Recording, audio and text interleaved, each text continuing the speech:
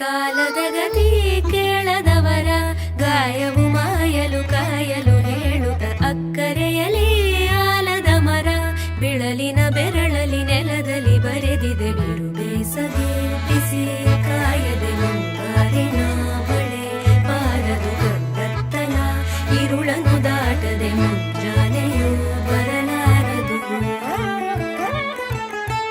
ನೀರಿನ ಹರಿವಿನಲ್ಲಿ ನೀತಿಯನು ನೀ ತಿಳಿದು ಓಡುವ ಜಲಧಾರೆಯದು ಓಘ ಎಂದಿಗೂ ನಿಲದು. ಮಳೆಯ ನೀರು ಹಳೆಯ ಕಳೆಯ ತೊಳೆಯುತ್ತ ಹಸಿರಿಗೆ ಉಸಿರಾಗದೆ ಮನದ ನೋವ